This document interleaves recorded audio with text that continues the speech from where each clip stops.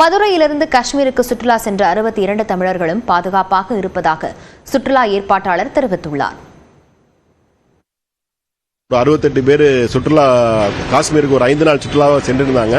நேற்றைக்கு 4வது நாள் சுற்றுலா பகல்காமில் ஒரு 5-6 பாயிண்ட் பார்க்க போனப்ப 2வது பாயிண்டோட ஏதோ அசம்பாவிதம் நடந்ததா சொல்லி அவங்கள மாற்றுப்பாதையில் ரூமுக்கு போக சொல்லிட்டாங்க. இந்த மாதிரி நடந்தது தெரிஞ்சு எல்லாருமே மாற்றுப்பாதையில் போற சொன்னனால எல்லாரும் ரூமுக்கு வந்து சேர்ந்துட்டாங்க. எல்லாருமே நலமுடன் இருக்கிறார்கள். இந்நிலையில் பஹல்காம் தாக்குதலில் உயிரிழந்த ஒடிஷாவைச் சேர்ந்த பிரசாந்த் என்பவர் உயிரிழப்புக்கு சிறிது நேரத்துக்கு முன்பு மகிழ்ச்சியாக விளையாடி ரீல்ஸ் வெளியிட்டுள்ளார். बोलो न वक्त तुमको कितना सनम लगेगा, बोलो न वक्त तुमको कितना सनम लगेगा, जितना भी कर लो प्यार हमको तो कम लगेगा, ना दूरियां बढ़ाना हमको गम लगेगा. காஷ்மீரில் பயங்கரவாத தாக்குதலில் பலியானோரின் உடல்களுக்கு தலைநகர் ஸ்ரீநகரில் உள்துறை அமைச்சர் அமித்ஷா அஞ்சலி செலுத்தினார். வரிசையாக அடுக்கி வைக்கப்பட்டிருந்த உடல்களுக்கு அமித்ஷா மலர் வளையம் வைத்து இறுதி அஞ்சலி செலுத்தினார்.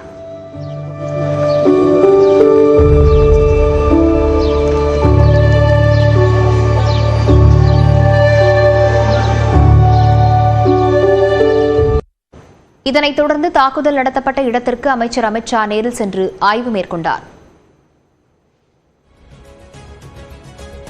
காஷ்மீர் தீவிரவாத தாக்குதல் சம்பவத்தில் உயிரிழந்தவர்களுக்கு உச்சநீதிமன்ற நீதிபதிகள், வழக்கறிஞர்கள் அஞ்சலி செலுத்தினர்.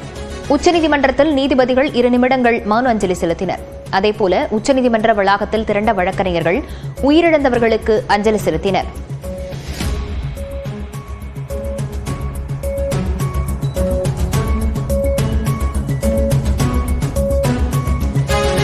இதேபோல காஷ்மீரில் நடைபெற்ற பயங்கரவாத தாக்குதலுக்கு சட்டப்பேரவையில் முதலமைச்சர் மு.க.ஸ்டாலின் கண்டனம் தெரிவித்துள்ளார்.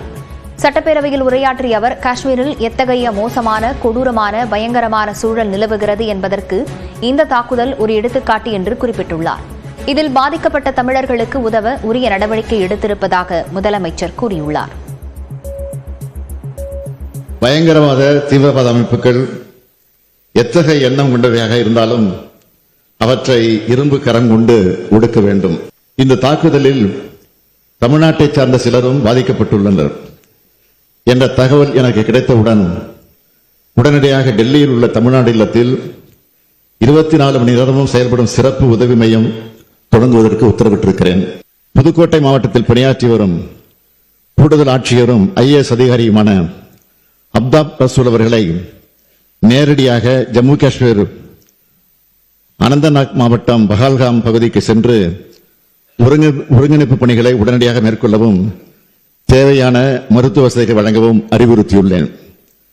இந்த தாக்குதலில் பாதிக்கப்பட்ட தமிழ்நாட்டை சார்ந்த சுற்றுலா பயணிகள் அனைவருக்கும் தேவையான சிகிச்சை வழங்கப்படுவதை உறுதி செய்து பத்திரமாக அழைத்து வர தமிழ்நாடு அரசு அனைத்து நடவடிக்கைகளையும் எடுத்து வருகிறது.